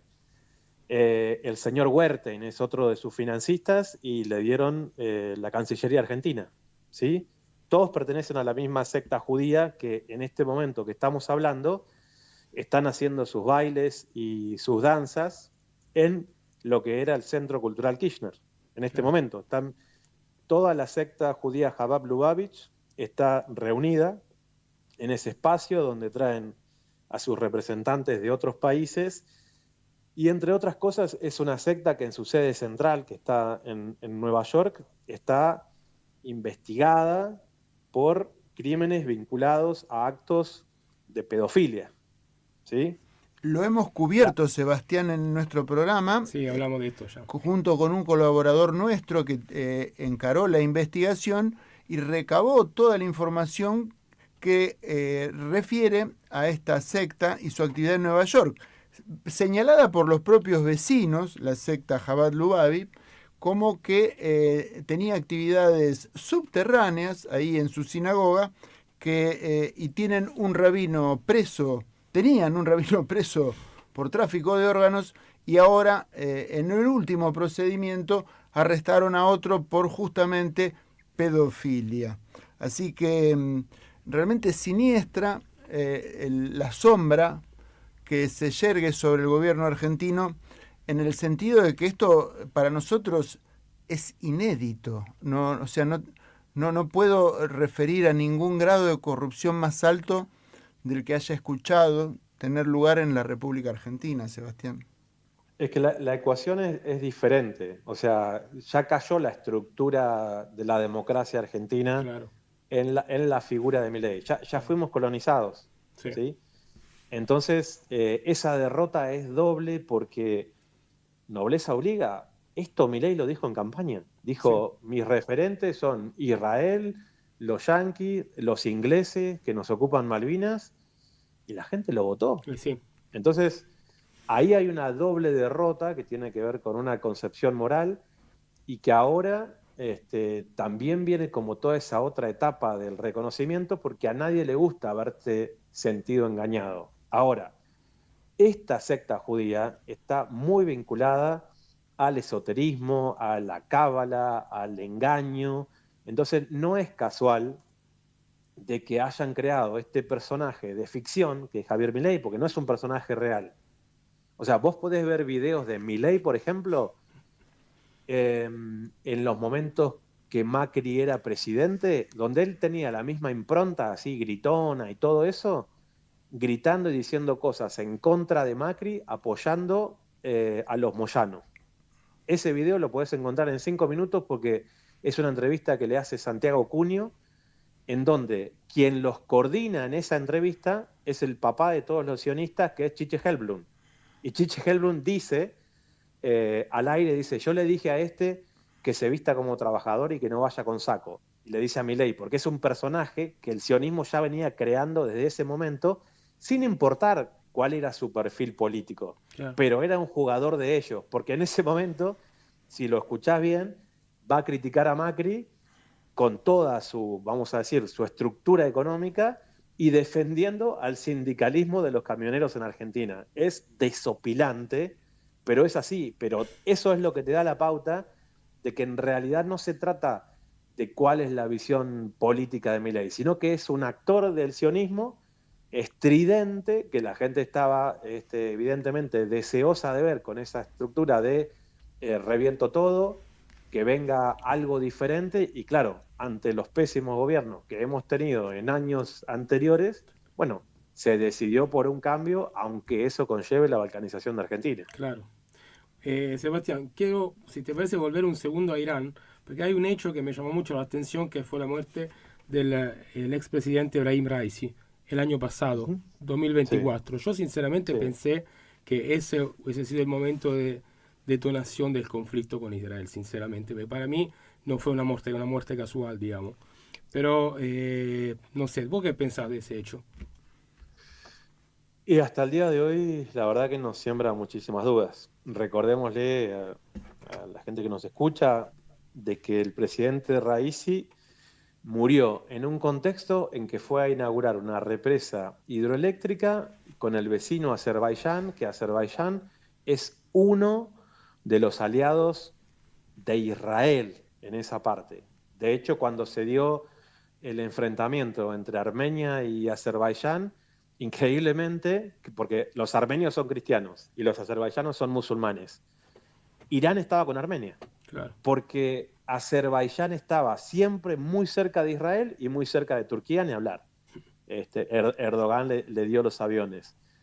Entonces, si bien es un vecino con el que tienen relaciones y tenían una represa hidroeléctrica de manera conjunta, cuando el helicóptero sale de ahí y encima en el mismo helicóptero con el canciller, es un error que no se debe hacer. Bueno, no se le encuentra una explicación al hecho de que ese helicóptero se haya precipitado por causas naturales, que había una tormenta. Bueno, o sea, iban 3 helicópteros, 2 de escolta y 1 con el presidente, y se cae el del presidente. Claro. Bueno, realmente nos genera una serie de dudas, pero también tenemos que ser respetuosos con la versión oficial de Irán. Seguro. Porque recordemos que Raisi fue el que hizo un acuerdo a 20 años con China, claro, el que hizo un acuerdo a 20 años con Rusia, el que volvió a acercar a Irán con Arabia Saudita con otro acuerdo más, el que abrió el camino de los BRICS, el primero que tiró un misil Fatah contra Israel, fue el primero, y ahí ya evidenciaron que esa cúpula de hierro israelí no servía tanto. Entonces, era el tipo que estaba como allanando el camino del Irán que nosotros podemos ver ahora, no solamente como una potencia regional, sino ya con un Irán con aliados grandes, importantes, más allá de su propia región. Entonces, bueno, como ustedes saben, también se decía que podía llegar a ser el sucesor del Ayatollah Khamenei. Claro. Entonces, bueno, nos quedan dudas, como nos han quedado dudas de tantas cosas que han pasado en la historia, ¿no? Claro. Sebastián, es cierto que los BRICS se han mostrado contestes, uniformes, solidarios y que están prestando ahora un esfuerzo diplomático para conjugar algún tipo de conversación de paz. Pero no parece ser ese el temperamento, parece que la última semana en particular, y ya me refiero a las declaraciones tanto de Rusia como de China, que participarían directamente del apoyo armamentístico y diplomático con la República de Irán de una manera directa. Quisiera, por favor, si podés ampliar esta posición del BRICS y tu parecer sobre China y Rusia en el conflicto. Sí, en un principio daba la sensación de que Irán podía quedar solo contra la OTAN. Sí. Pero la realidad es que hemos visto una serie de reacciones muy importantes. Primero, el canciller iraní que va a Rusia y lo recibe el presidente. Ese no es un tema menor, porque también pudieron haber dicho, bueno, que lo reciba Lavrov nada más y están ahí entre pares. No, lo recibe el presidente Putin y el presidente Putin dice, no hubo ningún motivo para que Estados Unidos bombardeara las centrales nucleares porque no había ningún riesgo absolutamente de nada. Bueno, no es un tema menor.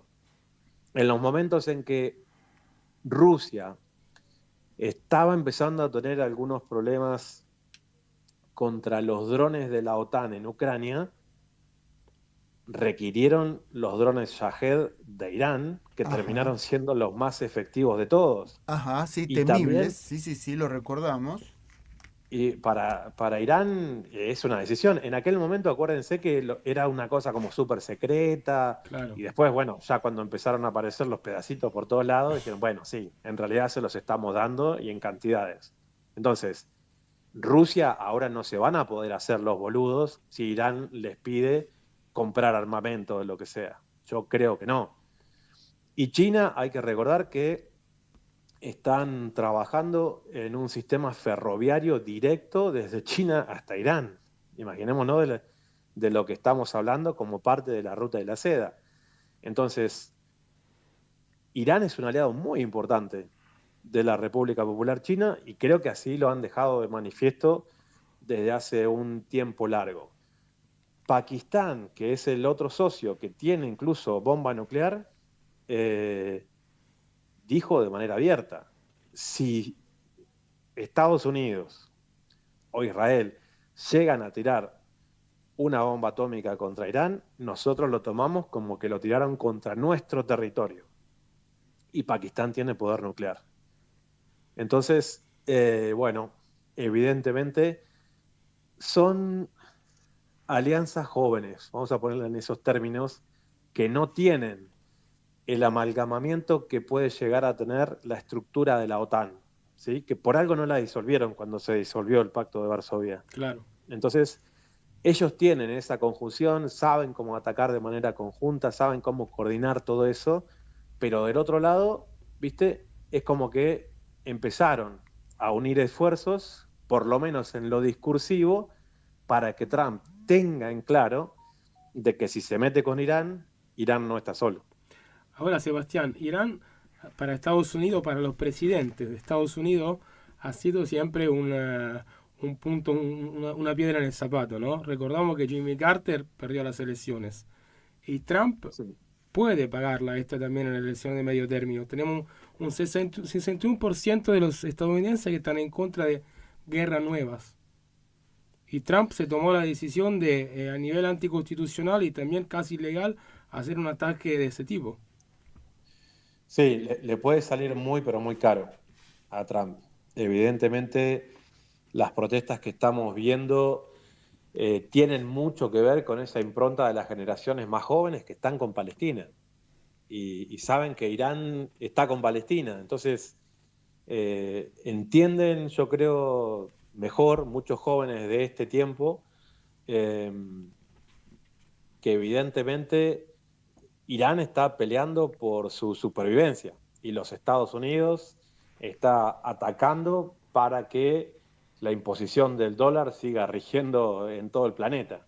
Claro. Y en esa lucha, evidentemente, me parece que hay algunas resistencias nuevas, tal vez algunas de ellas vinculadas a las estructuras de las redes sociales, que les ha tocado ver el sufrimiento del pueblo palestino, en donde sin necesidad de ser un especialista de geopolítica, a veces la propia sensibilidad humana es suficiente. Claro. Y entienden quién es el agredido y quién es el agresor y quién es el ocupante y quién es el ocupado, y eso es suficiente.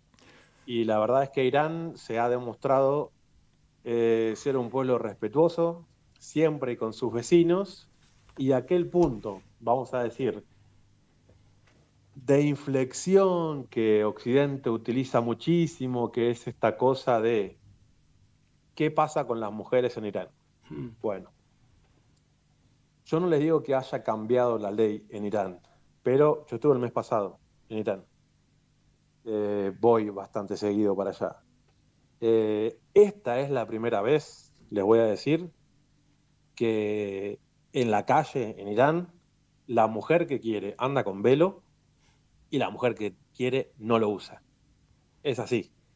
Entonces, toda esa presión vinculada al velo islámico que Occidente imprimía en las protestas y no sé qué, la verdad, ya no tiene sentido.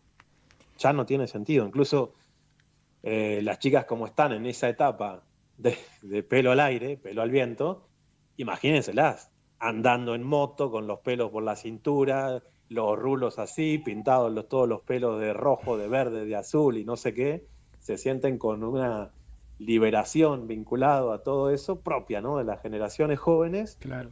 Y se ve muy bien.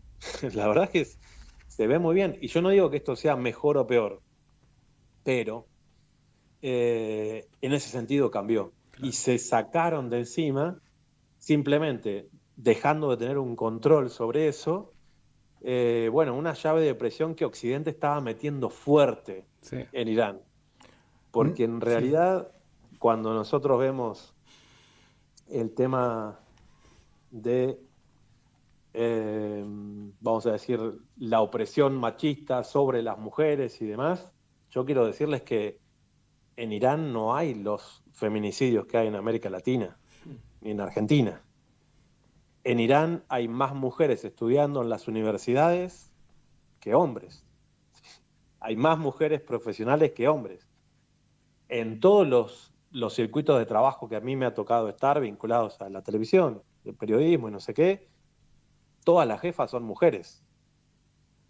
Entonces hay un imaginario también creado en ese sentido, donde, bueno, las estructuras del feminismo occidental no siempre se dan la mano con la visión de las mujeres de esa otra parte del mundo, y me parece que es interesante por lo menos respetarlo.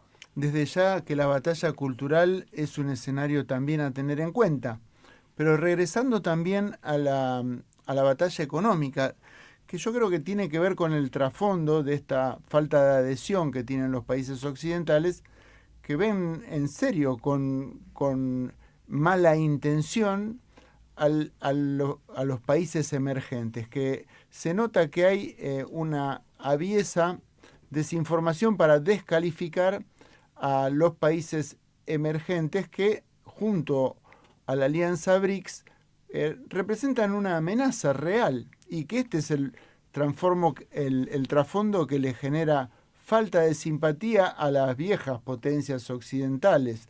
En ese sentido, parece como que se ensañan los medios pro-occidentales con cierta furia, y que tienen tendencia, incluso los medios tradicionales de Argentina, a felicitar las acciones bélicas que tengan que ver con apoyar a Israel o a Estados Unidos en la región.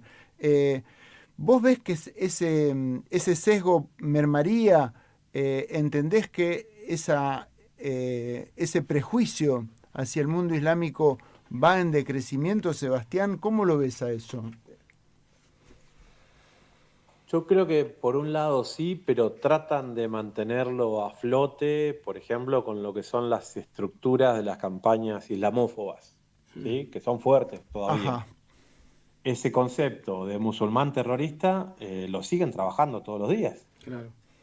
El problema es que cuando pasa como pasa en Argentina, que los atentados del 92 y del 94 los hicieron la CIA y el Mossad, y siguen pasando los años y siguen dando vuelta vinculado a eso, lo que yo creo que muchos colegas analistas les pasa, tal vez sin darse cuenta, y que dicen: si Milei sigue desafiando a Irán, puede llegar a pasar algo acá. Y en realidad le están dando de comer de lo que ellos necesitan. Claro. Porque es una manera de volver a alimentar el imaginario de que los atentados de la década del 90 estuvieron hechos por musulmanes, sean Hezbollah, Irán o lo que ellos quieran inventar en ese sentido.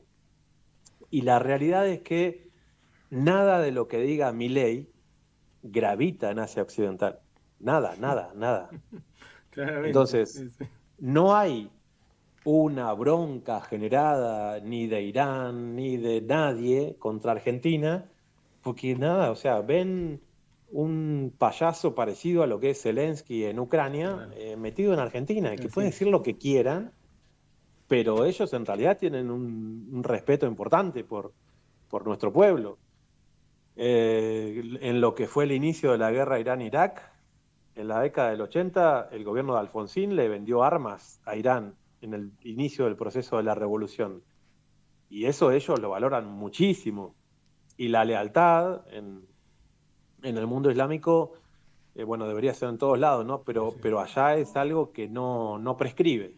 Entonces, a grandes rasgos, en Irán, por ejemplo, hay como una especie de cariño, ¿sí?, por Argentina. De hecho, hay pocos espacios públicos en Teherán que tienen nombres de cosas que no estén vinculadas a Irán. Hay algunos, pero poquitos. Y una de esas importantes es la Plaza Argentina, ¿sí?, fundada en el principio de este proceso revolucionario después del año 79. Entonces, yo creo que esas estructuras de pensamiento que distancian al mundo occidental del mundo árabe son absolutamente artificiales porque tienen tras de sí proyectos que incluso pueden llegar a involucrar el genocidio, ¿no?, que estamos viendo ahora con el pueblo palestino, y eso hace que mucha gente vea en ese otro, que es un musulmán, que es un árabe, alguien demasiado diferente, ¿sí? Sebastián. Y eso termina justificando las acciones que como seres humanos que habitamos este tiempo nos terminan involucrando, nos guste o no. Porque algún día, dentro de un tiempo, van a decir, pero ¿cómo la gente no hacía nada? Si podemos ver ahora que los encerraban en un gueto que se llamaba la Franja de Gaza, que no los dejaban salir, que estando ahí los bombardeaban, que si no los bombardeaban les disparaban, que les quitaban el agua, y era una cárcel a cielo abierto de 2 millones de personas. ¿Qué hacían la gente en ese tiempo? Nada. Claro. Nada. Eso es Y tal los cual gobiernos como vos lo hacían decís. nada. Es terrible, es tal cual como vos lo decís. Y yo sobre esto que estás diciendo, Sebastián, quería preguntarte un poco, si hacemos memoria, sobre las acciones de Israel que tuvo en los últimos años en todos sus alrededores. O sea, la cantidad, todo lo que hizo con Hezbollah, lo que se hizo en Siria, lo que hizo lo mismo con los militares de Irán fuera del territorio de Irán, como fue realmente una cantidad de asesinatos, de actos terroristas uno tras el otro, además de Gaza, obviamente, ¿no? Sí, esa es una de las principales acciones de ellas. Ellos cometen actos terroristas desde su propia creación. Estos últimos que vos decís, bueno, por supuesto, ¿no? El asesinato y martirio del líder de Hezbollah, Sayed Hassan Nasrallah, de Sinwar, el líder de Hamas, en Irán, increíblemente, gran error de Irán, o sea, de su propia seguridad, que Israel pudiera generar ese asesinato en la capital de Irán. Recordemos el asesinato y martirio de Qasem Soleimani en Irak durante el anterior gobierno de Donald Trump. Bueno, ni hablar, sus científicos, claro. El general Salami que asesinaron hace 10 días. Sebastián, te quería... Ellos son especialistas en ataques terroristas. Lo que hicieron con los Vipers, ¿no? Lo de los Vipers fue terrible. Claro, fue alucinante. Los Vipers que ellos lograron interceptar el proceso de fabricación y ponerle mini explosivos y después detonarlos a todos juntos, cosa que también padecieron niñas que estaban cerca a esos dispositivos, ¿no? Sí. Entonces, ellos se ensañan de una manera que generan un daño que uno los ve que terminan disfrutando, ¿sí? Y para eso hay que entender un poco la naturaleza del sionismo, que es talmúdica, más que judía. Los sionistas son talmúdicos. Entonces hay que sumergirse un poquito en todo eso, entender que en el Talmud nos consideran a los no judíos poco menos que animales, y como animales, bueno, ellos no les genera ningún tipo de remordimientos el sufrimiento de otras personas. Y eso hoy se aplica contra el pueblo palestino, pero tienen que tener muy en claro de que para un sionista talmúdico, un niño palestino o un niño argentino es lo mismo. Ellos van a estar dispuestos a hacerle a nuestra población exactamente lo mismo que le hacen a los palestinos en el momento en que puedan hacerlo. Solamente se trata de eso, y hay que reconocer que están muy avanzados porque ya han logrado poner a un tipo de ellos en la Casa Rosada que se llama Javier Milei. Claro. Sebastián, te quería pedir que nos recordaras sencillamente, de una manera sintética, lo que fue el Daesh y el ISIS y el descubrimiento de quién era en realidad quienes financiaban e integraban el Estado Mayor de aquel azote terrorista que puso de rodillas al pueblo sirio y que resultó, que por favor nos podés recordar qué fue lo que descubrió Rusia con relación al Daesh, al ISIS en aquella oportunidad. Bueno, sí, son muchas cosas. Recordemos que durante muchos años Bashar al-Assad estuvo defendiendo al pueblo sirio codo a codo con Rusia y con Irán, ¿no? Hasta su caída en diciembre pasado. Ahí también hay algunas cosas interesantes para hablar en algún momento. Por ejemplo, si Bashar al-Assad está en Rusia por su propia voluntad, ¿cómo es que no puede hablar? ¿Cómo es que no puede dar una rueda de prensa? Son preguntas que nos hacemos. Obvio, sí.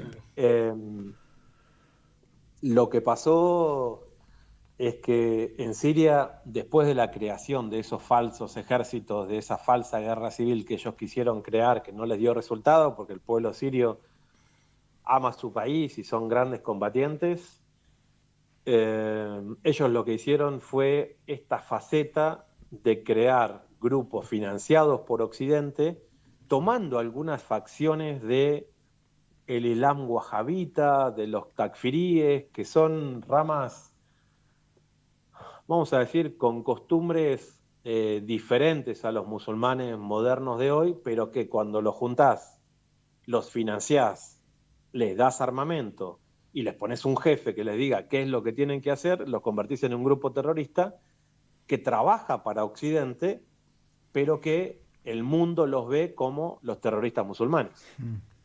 Entonces, eso se ha evidenciado. El ejército ruso, que tiene buenos servicios de inteligencia, lo ha mostrado varias veces, y creo que uno de los ejemplos más claros de todo eso fue cuando, por ejemplo,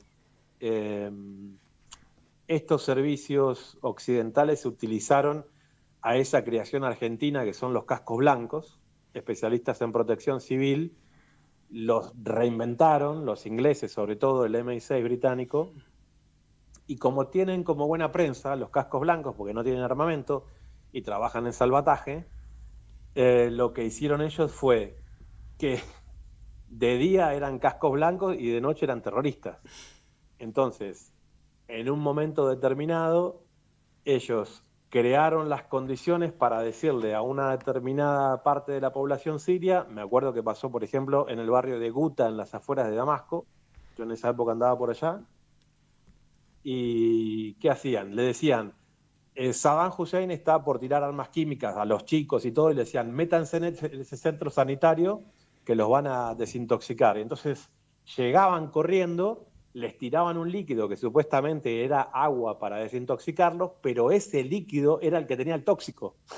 Claro. Entonces, claro, la gente se confundía. Dice, bueno, menos mal, me salvaron, estoy todo intoxicado. Había gente que convulsionaba, había gente que quedaba muy, muy afectada, pero después todos coincidían en lo mismo.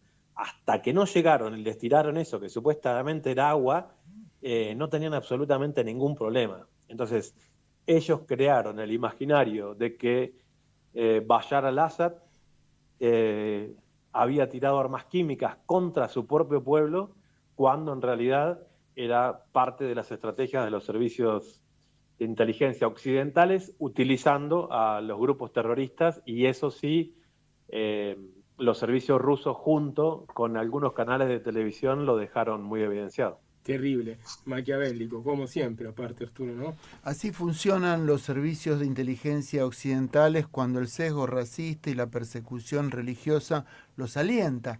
Es una manera del colonialismo moderno que sabemos dar cuenta de él cuando lo vemos y lo reconocemos también en Argentina. Sebastián, te tenemos que empezar a saludar, lamentablemente, desde que ya el tiempo va cerrando. Sol, nuestra invitada del hora anterior, nos manda a decir, fue el asesinato de Ismail Haniyeh en Irán, no del Sinwar. Sinwar fue asesinado en Gaza, puntualiza. Tienes razón, muchas gracias por la corrección. Así que bueno, eso. Yo te quería agradecer también, no solamente por tu tiempo, te escuché en Sputnik, en Radio Sputnik el sábado, hablando también de Irán, y me hiciste de repente, en un segundo solo, hacer acordar a todos mis amigos y amigas iraníes que tuve en mi vida en Italia, donde viví hasta los 25, y la verdad que te quiero agradecer por eso, porque en un segundo solo me lo acordé de todos, y son muchos. Así que fue una cosa, una especie de, no sé, de visión que tuve gracias a tu intervención en Radio Sputnik. De que esto te quiero agradecer, pero la verdad que bueno, es algo muy lindo que me pasó. Bueno, Arturo, cerramos. Sebastián, ¿querés vos cerrar con algo y te despedimos? No, simplemente, bueno, agradecerles, es indispensable, ¿no?, que estos canales de comunicación popular se mantengan vigentes. El nivel de censura que estamos viviendo es difícil de dimensionar en este tiempo. Pensemos que Israel ha asesinado en la Franja de Gaza más de 250 periodistas para que no puedan contar lo que ahí está pasando. No como le dicen algunos daños colaterales y que justo estaban ahí. No. Los periodistas para Israel son objetivos militares y utilizan la eliminación física como modo de censura. Esta semana bombardearon el canal de la televisión pública iraní, del cual depende también con el que yo colaboro, en donde asesinaron a 3 colegas míos del sistema público de radio y televisión de Irán, que me parece que es importante ver hasta qué punto la censura que ellos están promoviendo de a poco se va amplificando también en esta parte del mundo, ¿no? Por eso es importante que mantengamos abiertos todos esos canales y reivindico mucho el trabajo que ustedes hacen desde FM La Boca. Nosotros también reivindicamos tu trabajo, Sebastián Salgado. ¿Podrías darnos alguna dirección de internet para seguir tu información? Creo que tenés un diarito por ahí en el aire. Sí, tenemos el portal de noticias que se llama Data Urgente, también su canal de YouTube. Ahora en 10 minutos vamos a empezar un vivo de YouTube, especialmente sobre la presencia de la Chabad Lubavitch hoy en Buenos Aires, esa secta judía que fue la que creó a Milei. Y bueno, vamos a hablar con una especialista que viene estudiando el tema de sectas desde hace muchísimo tiempo. Así que en 10 minutos, en vivo, en el canal de YouTube de Data Urgente. Gracias, Sebastián. Y bueno, quedamos en contacto contigo y a la expectativa de poder colaborar desde FM La Boca y Mundos Paralelos, ¿no es cierto, Julio? Sin duda. Te mandamos un abrazo muy grande y gracias por tu trabajo y tu tiempo con nosotros también. A ustedes, muchas gracias. Gracias a vos. El que se va, Sebastián Salgado de Data Urgente. Y con esto estamos cerrando nuestro programa de hoy. Tremendo, Julio. La verdad que fue sin pausa casi, ¿no? Yo, antes de irnos, Arturo, quería leer brevemente el comunicado que llegó de Arbia hace pocos días, pero me parece muy importante, sobre todo en acuerdo a lo que venía diciendo Sebastián. Arbia, lo recordamos, es, Arturo. La Asociación de Radiodifusoras del interior del país y de la provincia de Buenos Aires. Bueno, voy a proceder a leer el comunicado institucional. Es del 17 de junio, de hace unos días. Desde Arbia denunciamos públicamente el avance del Estado sobre las libertades fundamentales consagradas por la Constitución Nacional, como la libertad de expresión, el derecho a la privacidad y el ejercicio libre del periodismo, a raíz del reciente decreto que impone una nueva doctrina operativa a la Policía Federal Argentina. El nuevo Estatuto de la Policía Federal Argentina, aprobado por decreto del Poder Ejecutivo Nacional el 14 de junio, habilita mecanismos de vigilancia digital sin control judicial, detenciones arbitrarias por presunción de delito, requisas sin orden judicial y registros encubiertos sobre la actividad periodística y ciudadana. Rechazamos tajantemente esta normativa que representa un retroceso inaceptable en materia de derechos humanos bajo el pretexto de la seguridad, entre comillas.